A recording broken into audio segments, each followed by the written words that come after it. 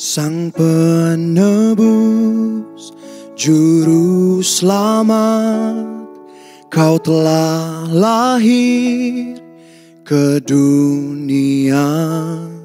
Surga bumi menyembahmu, menantikan kedatanganmu. Kemuliaan Kristus Sang Raja, layakkan ku dan urapiku. Kaulah Mesias, Kaulah Mesias, firman yang hidup telah jadi manusia. Kaulah Mesias, Kaulah Mesias, bukti terbesar kasih-Mu bagi dunia.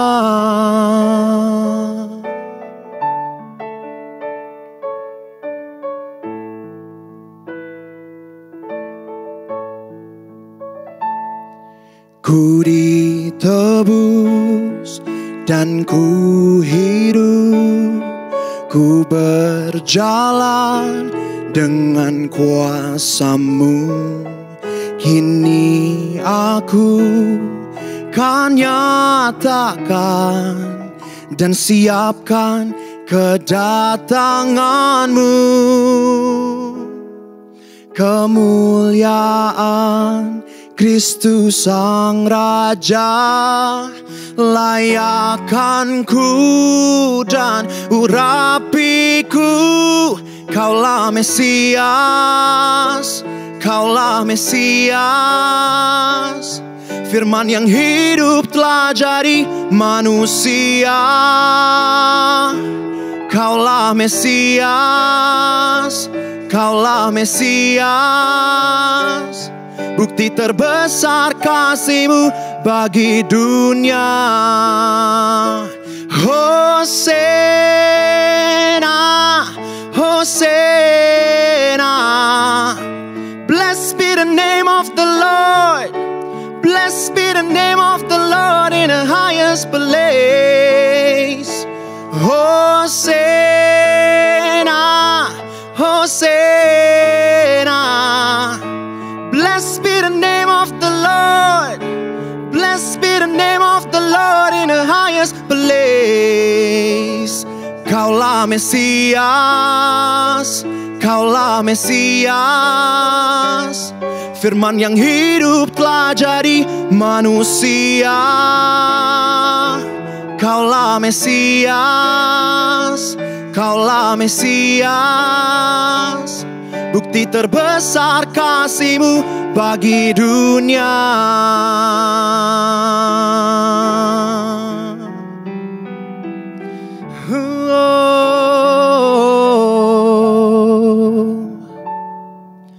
Layak dipuji, disembah, Kaulah yang bertahta dulu, sekarang, dan selamanya. Raja atas segala raja, nama-Mu besar termulia. Layak dipuji, disembah, Kaulah yang bertahta dulu, sekarang, dan selamanya. Raja atas segala raja, nama-Mu besar termulia. Layak dipuji, disembah, Kaulah yang bertahta dulu, sekarang, dan selamanya. Raja atas segala raja, nama-Mu besar termulia. Nama-Mu besar termulia, nama-Mu besar termulia.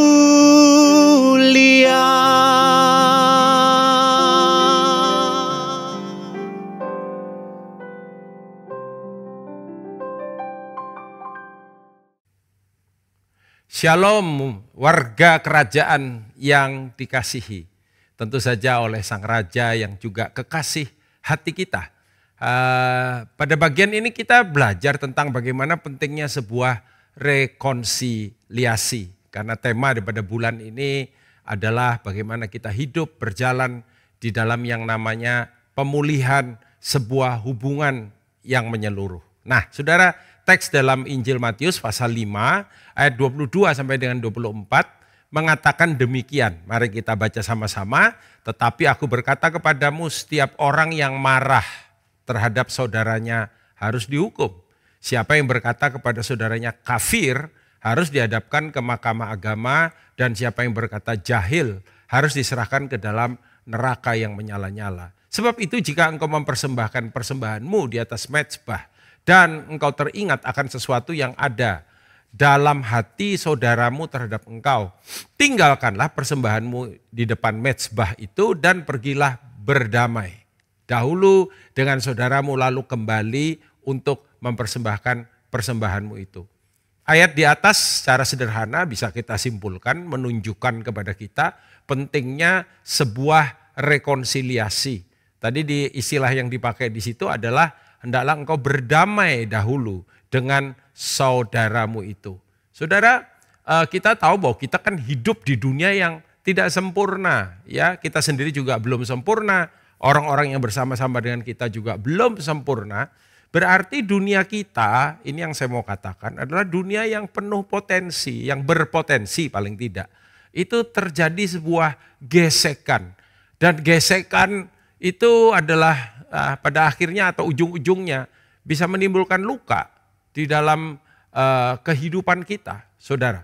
Dan karena itu dalam Yakobus pasal 3 ayat 2 dikatakan demikian. Sebab kita semua bersalah dalam banyak hal. Ya, itu yang saya bilang tadi. Kita belum sempurna. Kita lagi on the way. Kita sedang menuju kepada kesempurnaan, ya kan? Makanya bagaimana Alkitab bilang kita harus menguji diri kita. Apakah kita tetap tegak di dalam iman? Itu menunjukkan bahwa Tuhan mau memang kita mengalami pertumbuhan secara rohani. Pertumbuhan ke arah apa? Keserupaan dengan Kristus. Cuman Kristus yang sempurna. Kita belum, ya saudara. Tapi kita mau belajar. Nah, di dalam ketidaksempurnaan kita dikatakan demikian. Kamu bersalah dalam banyak hal. Barang siapa tidak bersalah dalam perkataannya misalkan, ia adalah juga orang yang sempurna, yang dapat juga mengendalikan seluruh tubuhnya. Tetapi kita belum sempurna.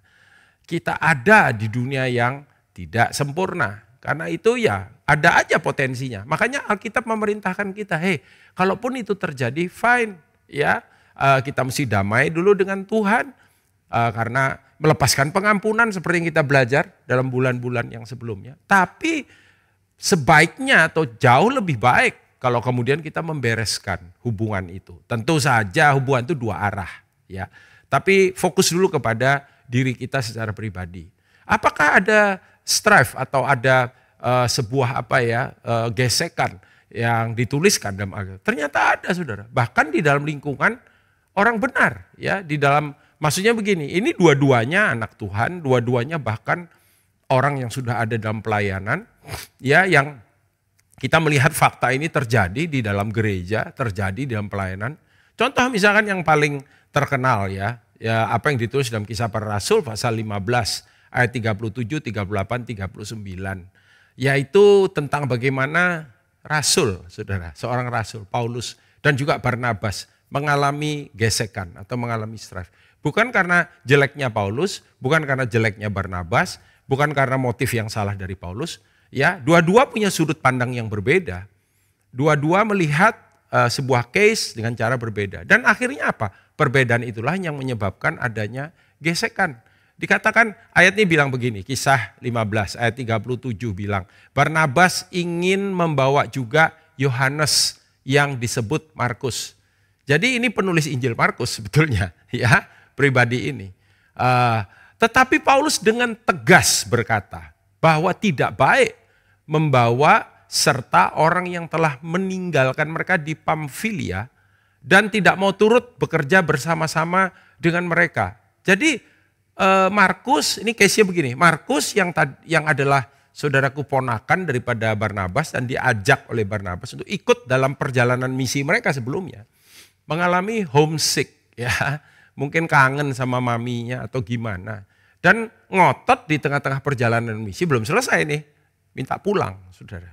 Dan itu sangat tidak baik di dalam pemandangan Rasul Paulus ya. Paulus mungkin tipe orang yang committed, tipe orang yang goal oriented ya, tipe orang yang kalau tugas apapun masalahnya atau apapun halangannya jalankan gitu ya, bagaimanapun resikonya. Tetapi Barnabas berbeda. Barnabas mungkin tipe yang people oriented saudara. Dan dikatakan ayat 39, hal itu, nah lihat, tipenya Barnabas, tipenya Paulus beda. Pola pikir pasti beda, sudut pandang beda, leadershipnya beda. Saudara, hal itu menimbulkan perselisihan, ya, gesekan, apalagi namanya ketidakcocokan yang tajam. Berarti terjadi konflik di antara mereka, sehingga mereka berpisah. Ya, oh ya udah kalau nggak cocok pola pikir, ya kalau istilah paling populer hari ini adalah visi nggak sama Pak, ya, visi kita beda, berpisah. Dan Barnabas membawa juga sertanya, membawa Markus juga sertanya berlayar ke Siprus.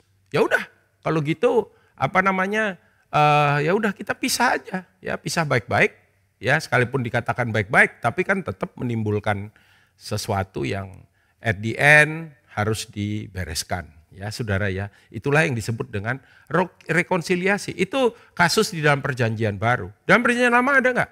Ada saudara. Ya, dalam Kejadian 13, ini kesimpulannya aja ayat 6 dan 7. Tetapi negeri itu tidak cukup luas bagi mereka untuk diam bersama-sama. Siapakah ini? Ini adalah Abram dan Lot. Sebab harta milik mereka amat banyak. Jadi orang kalau duit kurang berantem, ternyata duit banyak juga bisa berantem, saudara. Ya, karena rebutan lahan. Sehingga mereka tidak dapat diam bersama-sama. Kan nggak cocok kan? Ya, nggak bisa bareng. Seperti tadi Paulus dan Barnabas sebelumnya barengan dalam pelayanan. Habis itu nggak bisa. Ini juga ya kan demikian. Karena itu terjadilah perkelahian. Nah, tapi di sini yang berkelahi adalah para gembala Abram dan para gembala Lot. Ya, waktu itu orang Kanaan dan orang Feris diam di negeri itu, saudara. Jadi kita lihat bagaimana strife di Perjanjian Baru ditulis. Alkitab itu kitab yang jujur.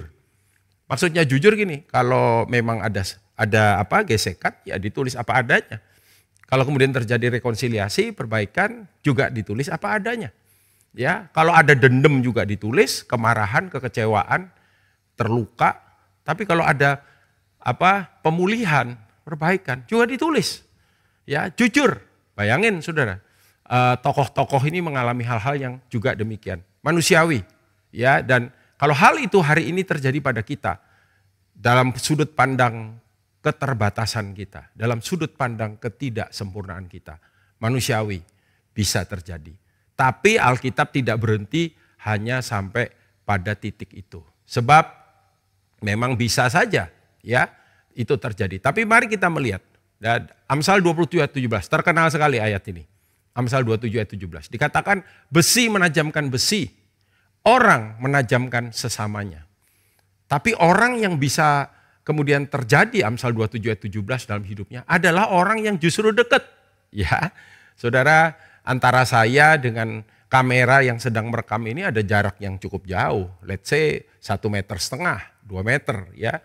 Tidak akan terjadi gesekan antara saya dengan kamera ini. Tapi kalau saya cukup dekat dengan kamera ini, let's say 2 cm, 1 cm apalagi, sangat beresiko. Atau ada potensi gesekan. Makin dekat ya, makin saudaraku bisa terjadi sebuah gesekan. Maaf ya. Nah, Abraham dan Lot tinggal bareng, dekat. Ya, tadi Paulus dan Barnabas misi, perjalanan misi pertama Paulus, barengan, dekat.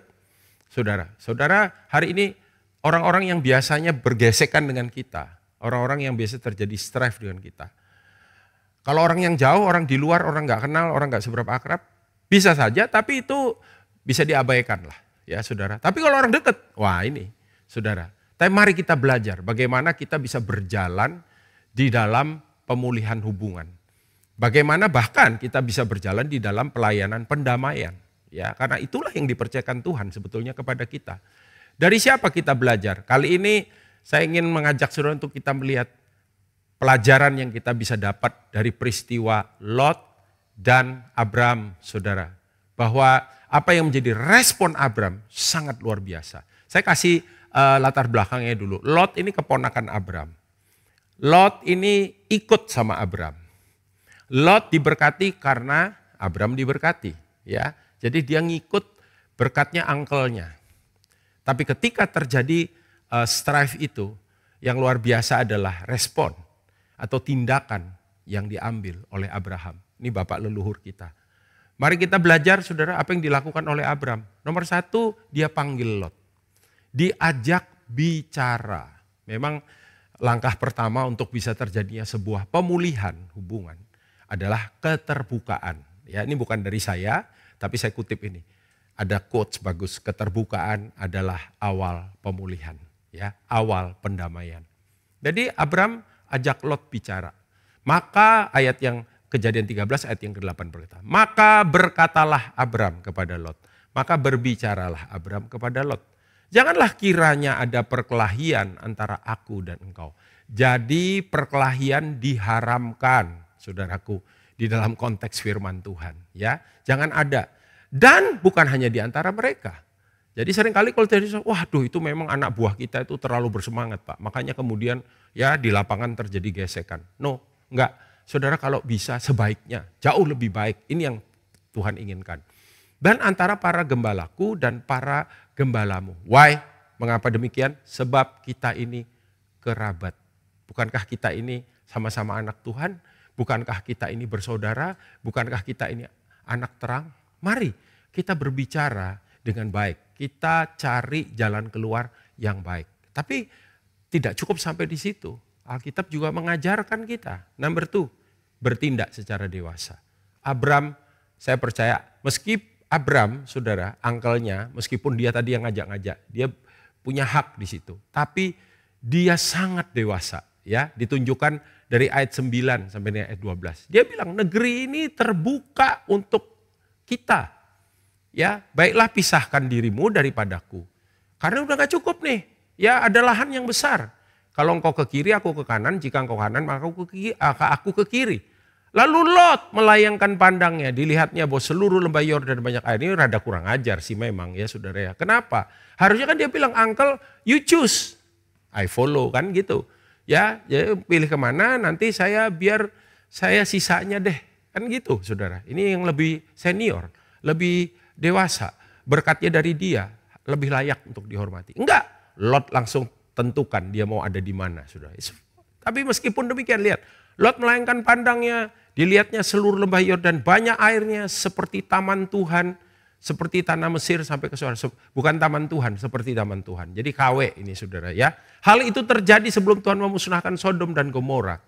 Sebab itu Lot memilih baginya seluruh lembah Yordan. Lalu ia berangkat ke sebelah timur dan mereka berpisah. Berpisah baik-baik. Abram menetap di tanah Kanaan, tetapi Lot menetap di kota-kota lembah Yordan dan berkemah di dekat Sodom. Lihat bagaimana, kenapa saya bilang tadi bertindak secara dewasa. Karena Abram dengan Lot memilih, dia memberikan hak pilihnya kepada Tuhan. Ya, nah kalau Tuhan yang milihin, pasti jauh lebih keren, saudara. Karena itu belajarlah untuk kita bisa dewasa, kurang ajar. Kenapa dia pilih dulu? No, enggak. Abram bilang fine, ya kamu pilih. Berarti ini Tuhan yang pilihin buat saya, saudara. Kenapa demikian? Abram bisa punya hati yang seperti itu. Sebab Abram percaya, number 3, kepada kedaulatan Allah. Abram percaya kepada pilihan Tuhan. Bahwa pilihan Tuhan adalah pilihan yang terbaik. Kita gak bisa lihat di depan bakal terjadi apa. Tapi Tuhan tahu, saudara. Ya, ayat 14 dan 15 berkata, setelah Lot berpisah daripada Abram, berfirmanlah Tuhan kepada Abram.